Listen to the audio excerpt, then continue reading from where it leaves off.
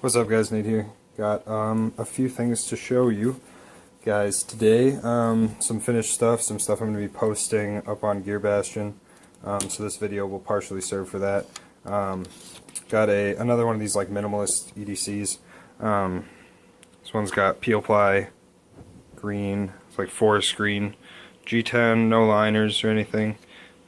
Screwed on. It's got forest digicam sheath made out of Kydex. Couple little flaws right there. A little bit got sanded off, so you get a little bit of white around the edges, but the rest of it looks great, I think. I like the square shape on there. I think it just looks cool. Kind of a drop point on this one. Blended convex edge.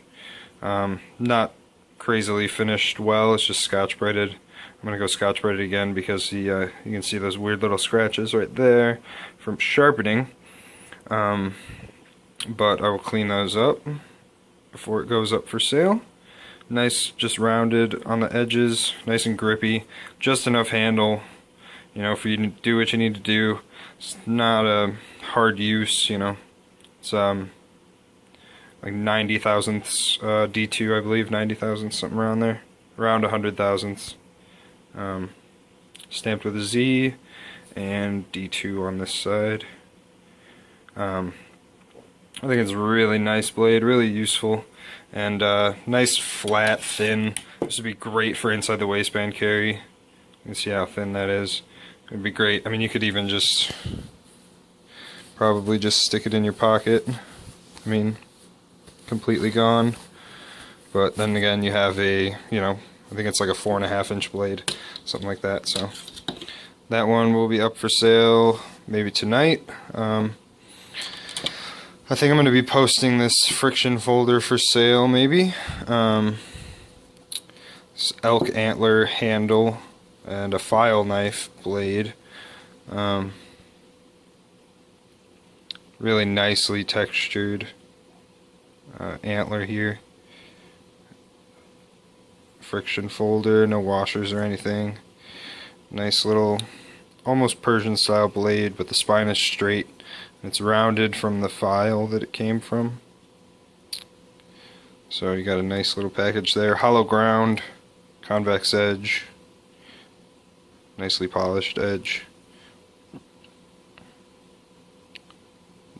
Got a bolt for the pivot so you can tighten it, loosen it, take it all apart if you want to. Handle's all one piece. Kind of like an integral, I guess.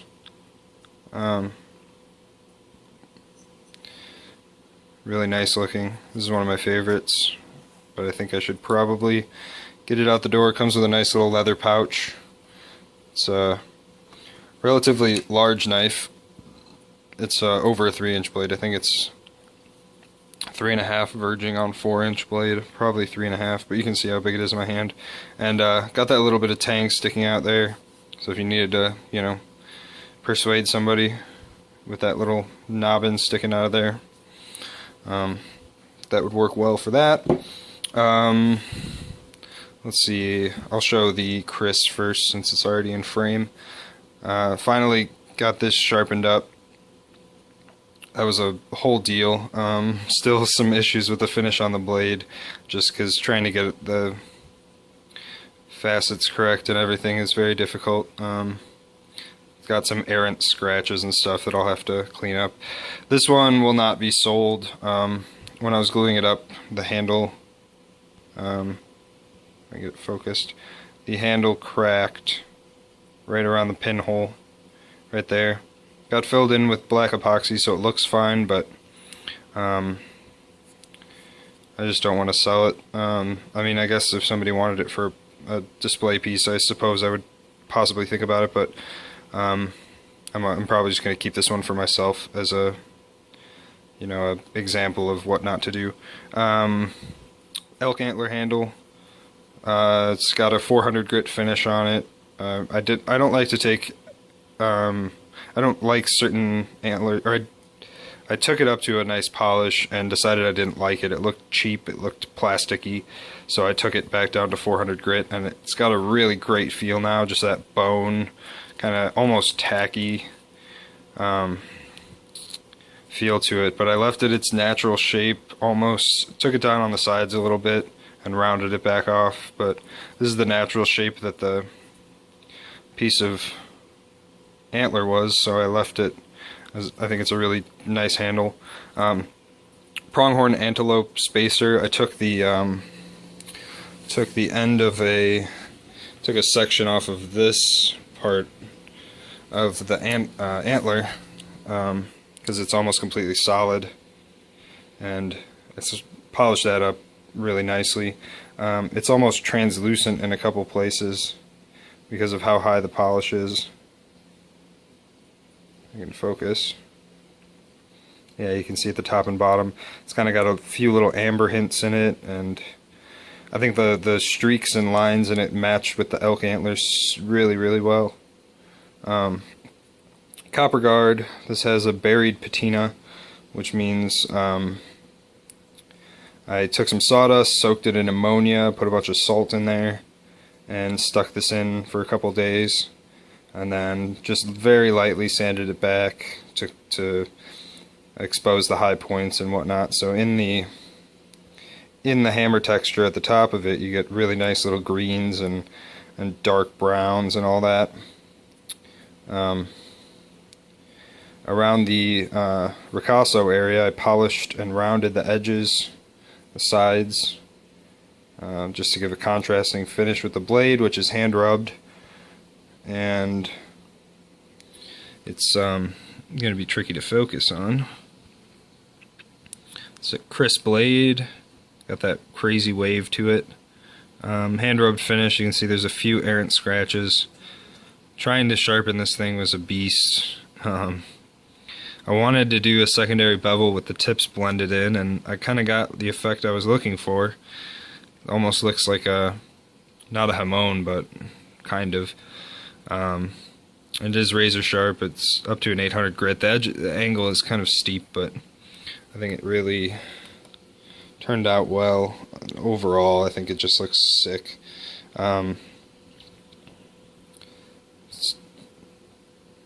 Could be strong enough for use, but I'm going to keep it as a display piece, I think, because I want to keep it nice. It's pretty long, but it would be, it's an absolutely nasty looking knife. That tip is quite pointy, and I might edit in some pictures at the end of the video so you can get a better look at this. But really happy with how it turned out. It's not perfect, but this is probably my most ambitious project yet, and I'm glad it's, a knife. It just turned out crazy, I think. This is where I want to, get to with my knife making. I want to start moving into crazier stuff. On that note, I guess I will show off this bad boy. I want to eventually get into making spears and other, hafted weapons. So I kind of made a prototype here. It's a pretty nice prototype. This one's for me. My buddy gave me an old bayonet. It was a cheap Chinese bayonet, but it looked cool, had a nice blade shape. So I decided to put it on the end of a pole. I had this 4-foot length of what's called band shop pole. It's like 1 inch outside diameter fiberglass tubing that is used for color guard poles and marching band, and it's super strong stuff. We use it for spears in this medieval combat group I'm in, and you can't break the stuff. I've seen somebody put their full body weight on it and it won't snap. So this had about a 4-foot pole, so it's right up, the tip of it is right about my chin, so it's probably about 5 feet overall. Start at the back. I milled and ground an aluminum butt cap for it. It's socketed on the inside. There's a big 1-inch hole inside this that the rod or the pole goes into, and then I ground some angles on it, and it's got a 2-tone finish. It's got satin on the top and sides, and then it's got a sandblasted finish on that top edge. I think it looks really great. I want to get some aluminum blacking. Alright, well, my buddy called me in the middle of the video, so I'm just going to add it on. I don't feel like doing an entire other take. So I was showing you the butt cap on here, aluminum. Big chunk of aluminum. Used a wizard on my mill to put the big hole in it, and then just set my platen at different angles to grind it. Got a hemp grip here that's soaked in epoxy, but what I did was I dyed the epoxy black before I soaked it, and so it really gave it a nice color to it, kind of a really dark amber. Some grip tape going up a bit, and then it's got another, well, this is the sheath that came with the bayonet. What I did was just chopped off the belt loop, and the little, I had to put a new snap on it, but it just grabs around that really perfectly, and then you can pull off your sheath. You can see the blade is really cool shape. This is what I want to do, something similar to this in blade shape for the spears I want to make. I think it's going to be a little bit longer blade. This one's about 7 inches probably. It's about as long as my hand. I mean, I have rulers everywhere. I could just stop being lazy and grab one, if I can find one right now. So let's see, this is 6, so it's maybe almost 8 inches, 7.5, 8 inches. It had this guard on it. I would like to do something similar to this. And it's, what I did was it has a tang coming off of it, and I plugged up the pole with a piece of foam just under where the tang would go. And it's there's 2 holes drilled in the pipe that go through the tang, and then I filled in the whole thing with epoxy, but I mixed the epoxy with a bunch of micarta filings, so like a bunch of dust and like little schnibblings of micarta that I ground off of a big block with an end mill. So that makes this whole thing basically filled with micarta. I think what I'm going to do for the full-on, for the next one, for the ones upcoming, is basically make a mortised handle around the tang of the knife that fits the inside diameter of the pipe, and then is just pinned in. And then I wrapped it in hemp more, and then soaked that in epoxy, so this is rock solid on there. I don't think it's ever going to break. But if I do it the way that I was planning, if it does, if the shaft ever breaks or anything, you'll be able to just pull it out and you'll have a full knife, or if the shaft ever breaks, you'll be able to, saw it off, cut it off, you'll have a knife. So that's kind of the gist of it. It's got a partial double edge, sharpened just down to here. I really like the look of the fuller. Like I said, this is a really cool bayonet. It's cheap Chinese steel, but it's got a cool guard on it, and this thing is really nice in hand. I do this medieval combat fighting sport where we use padded weapons and stuff, and I fight with spears mostly. So I've learned that the spear is a really, really effective weapon, and as far as home defense goes or anything like that, I don't know if anything is going to be more effective than a short spear. I mean, I can easily wield this thing out with one hand. I put a section of hemp underneath the wrap to indicate where the edge of the blade is. That's one thing I do in fighting. So when you're holding it, you can always know exactly where your edge is.